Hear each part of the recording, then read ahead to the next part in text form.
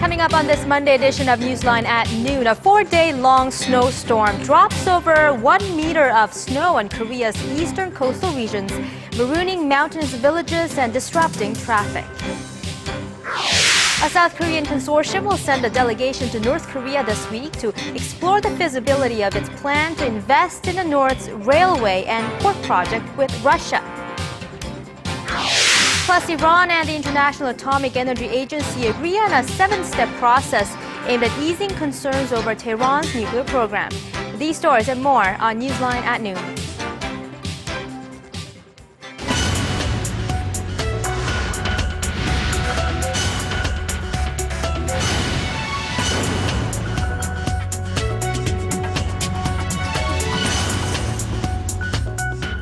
Thanks for joining us. You're watching Newsline at noon. I'm Choi Yusan in Seoul. Very good to have you with us. I'm Mark Broom. Let's start with the latest on the heavy snow that has blanketed parts of the country. Snow piled up to hip height in some parts of Korea's eastern coastal regions over the weekend. Well, fortunately, no deaths or serious injuries have been reported, but the sheer amount of snow is a major inconvenience to local residents. Our Kwon So-ah has the latest.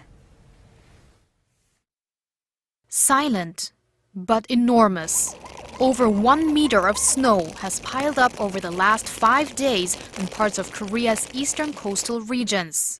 Currently, there are heavy snow advisories and warnings in effect in most coastal areas of Gangwon-do and Gyeongsangbuk-do provinces, and also in parts of Gyeongsangnam-do province further south. So far, the biggest accumulation has been recorded in Gangwon province's Jinburyong and Mishiryong, which both received around 110 centimeters, and over 100 centimeters has fallen in Gangneung. The snow has caused widespread damage and inconvenience to local residents. Mountainous areas have been blocked off and traffic is being restricted.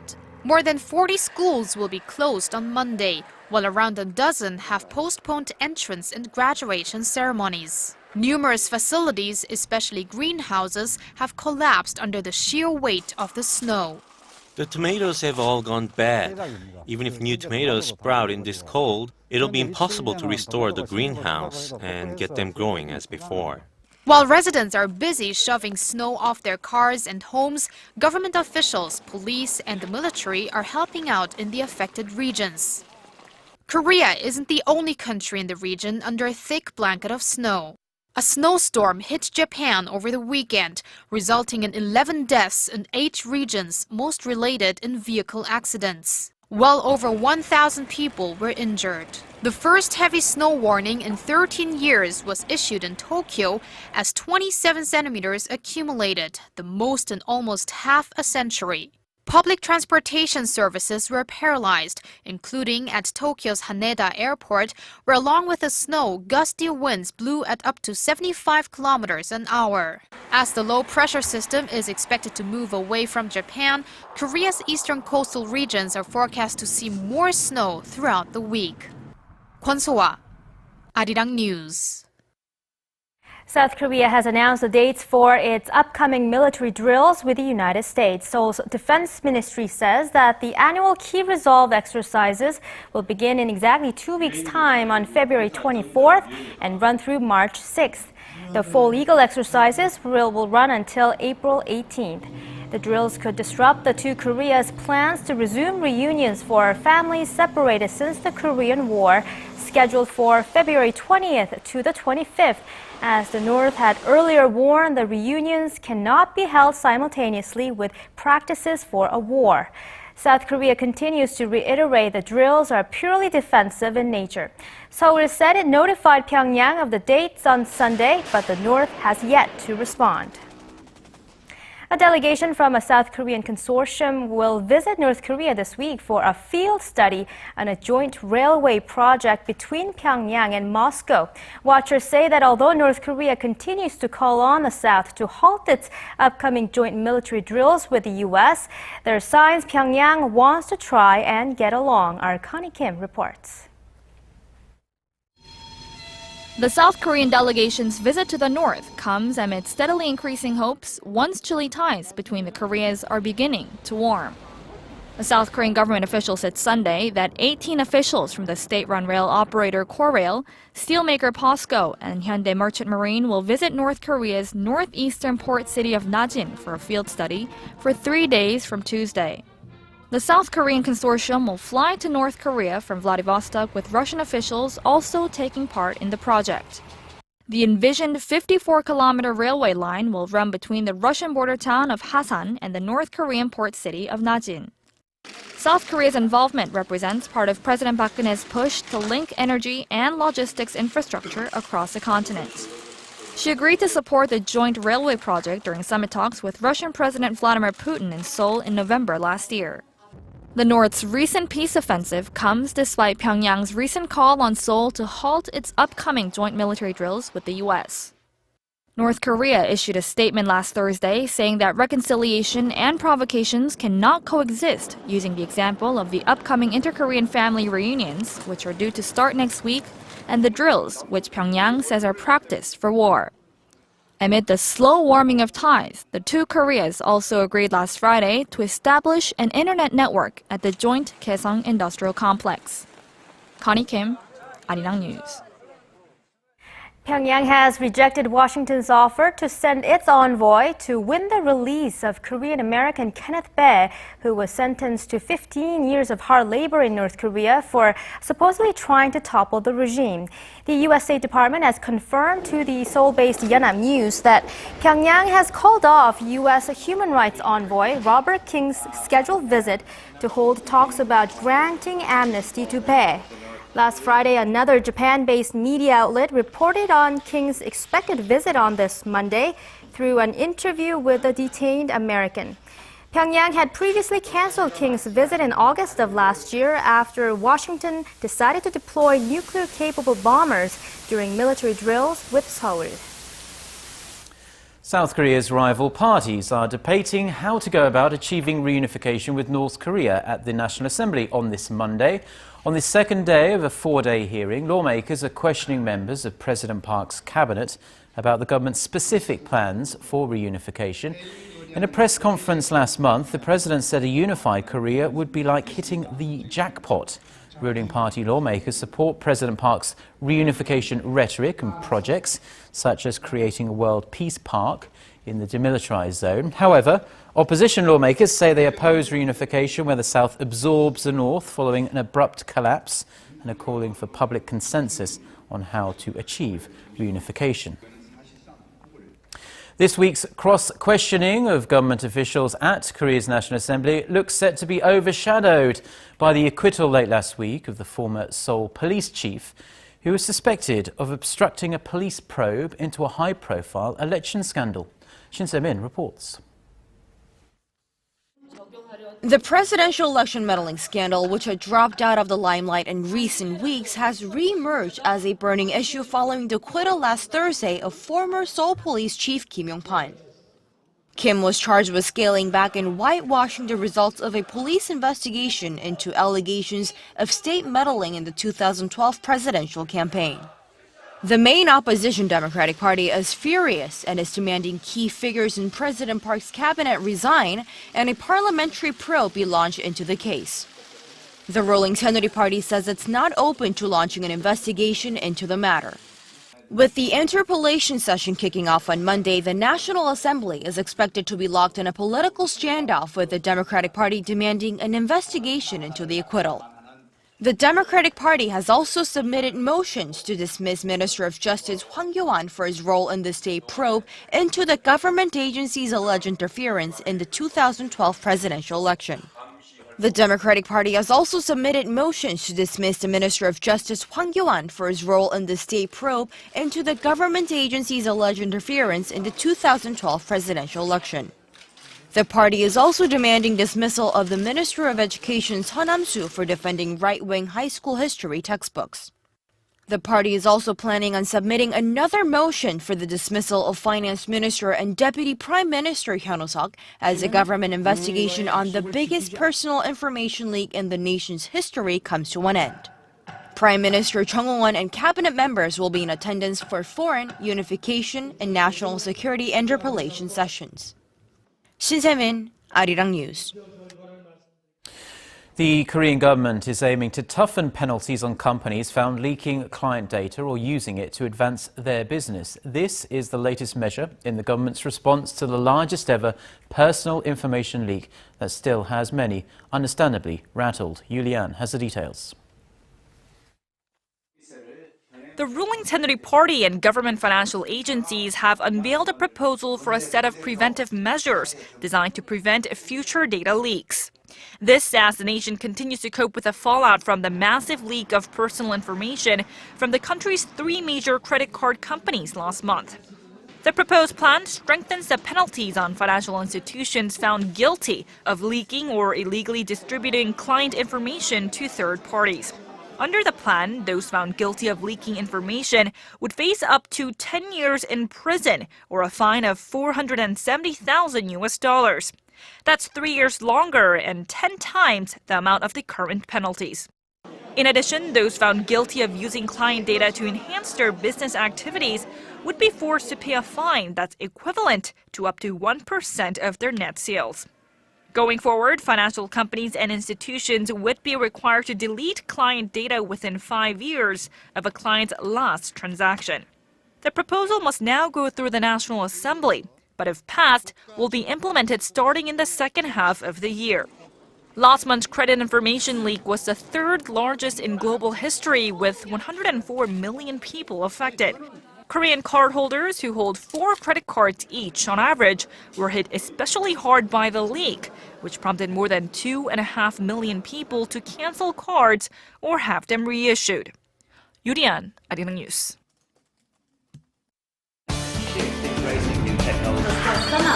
For your fill of Korean and international news. Join Chae Yu-sun and Mark Broom every weekday at lunchtime. NEWSLINE at noon. Plenary session this Wednesday and vote on the government restructuring bills. Former Japanese Health Minister Yoichi Masuzuwe has been elected governor of Tokyo, easily beating his 2 nearest rivals who said Japan could do without nuclear energy. Masuzuwe, who was heavily supported by Prime Minister Shinzo Abe throughout the campaign, was declared the victor in exit polls on public broadcaster NHK minutes after voting closed on Sunday. The ballot was widely seen as a test of Japan's public opinion on atomic power, as the 2 defeated candidates had vowed to end the country's reliance on nuclear power in the wake of the Fukushima nuclear disaster. In a victory speech, Masuzuwe stressed that Tokyo needs electricity, saying that while the Fukushima disaster was devastating, Japan had to reduce its dependence on nuclear power gradually. A former Japanese prime minister who apologized for Japan's colonization and wartime atrocities against Korea will visit Seoul this week. Representative Chung Jin-soo of Korea's minor opposition Justice Party confirmed on Sunday that Tomiichi Murayama would be arriving for a 3-day visit on Tuesday and that he intends to meet with President Park Geun-hye. The presidential office has yet to confirm the 2 will meet, but watchers say a meeting could serve to ease territorial and historical tensions between the 2 countries. Attention is also focused on whether Murayama will convey current Prime Minister Shinzo Abe's position to President Park. During his trip, Murayama will speak at the National Assembly on Korea-Japan relations on Wednesday, and he will meet with Lee Hee-ho, the wife of late President Kim Dae-jung, on the last day of his trip. Iran has agreed to take further steps over the next 3 months to ease fears over its nuclear program.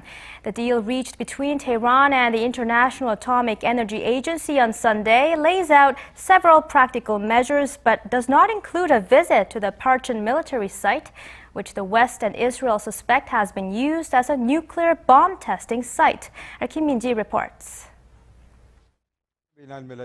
Iran has agreed to take more steps to diffuse international concern over its nuclear program.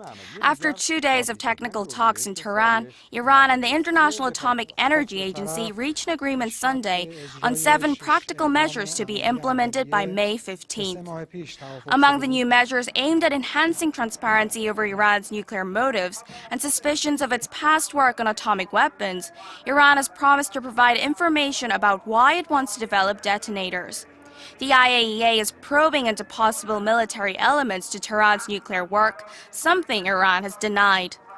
Iran will also provide managed access to the Sakhan uranium mine in Yazd, which is believed to produce some 60 tons of powdered uranium a year. Other steps include providing information and managed access to the Arirang concentration plant and following the IAEA safety recommendations for the IR-40 reactor, which is capable of producing plutonium. The deal, however, does not permit inspections of the Parchin military site, which has long been suspected of being a nuclear bomb testing site. The latest development comes as Iran is set to return to the negotiating table for talks with the P5+1 nations of the US, Russia, China, France, Britain, and Germany this month to strike a permanent nuclear agreement, following the framework for cooperation that was agreed between the parties in November last year. Under that deal, Tehran promised to cease all enrichment above 5%, neutralize its stockpile near 20%, and give greater access to nuclear inspectors in exchange for relief from partial economic sanctions. Kim Min-ji, Arirang News.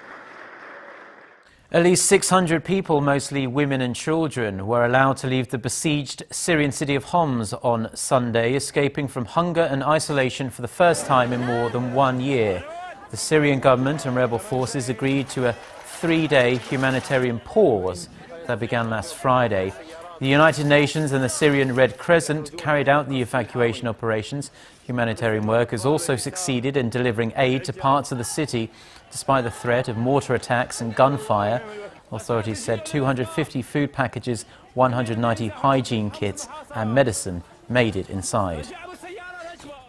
Voters in Switzerland have narrowly backed a referendum proposal to reintroduce strict immigration quotas with the European Union. Swiss television reported Sunday that 50.3% backed the so-called Stop Mass Immigration initiative. It also won the required majority approval in more than half of Swiss cantons or regions. The outcome obliges the government to make the initiative, which was spearheaded by the right-wing Swiss People's Party, into law.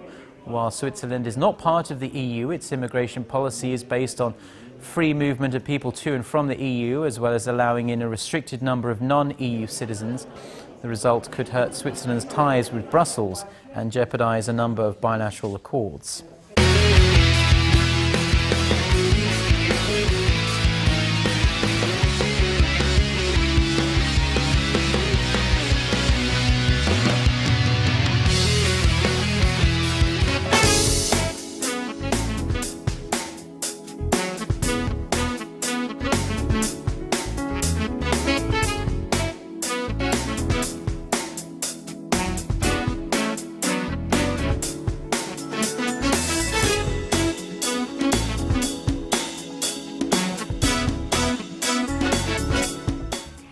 Time now to get an update on the forecast with our Lee Jian at the Weather Center. Hello there, Jian. Good afternoon, Mark and Yusan.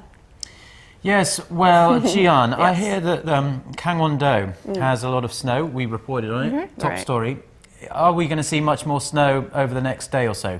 Well, yes, they are in Gangwon-do because it's going to keep snowing there until this evening. But if you're in other parts of the country, the snowfall just seems like it's happening a world away because most regions, we are having warmer weather with afternoon highs well above zero this afternoon. And we should also have sunny skies throughout the day with just a few passing clouds in the afternoon. Now, but again, parts of Gangwon-do and areas along the east coast are expected to get another 30 centimeters of snowfall today. So please be careful of the hazardous conditions if you're on the road in that area. And temperature-wise, the mercury level should ease as the week progresses, and there aren't any chances of snow or rain for most regions. And in Sochi, which is hosting the Winter Olympics, should have mild day today, but they might receive scattered showers later in the afternoon with the top temperatures hiking up to 12 degrees Celsius in the afternoon. With that, let's take a closer look at the readings for Korea. The afternoon high in Seoul will get up to 4. Daegu and Gwangju will see a high of 4 and 6 respectively, while Busan will top out at 5 this afternoon. Now let's see how other regions are looking. It looks like Jeju will climb up to 5, Daejeon will rise to 4, while the top temperature on Mount Keungang will be at -11. Well, that's all for me today, and let's send it back to Mark and Yusan in the studio. Well, thank you very much for the weather there, Jian. It's very nice, and we must wish the best of luck to Mote Bom, who's going for the gold today. Very excited for that. But those are pretty much the stories we're following at this hour. And we'll be back here tomorrow for a Newsline at noon. Join us then.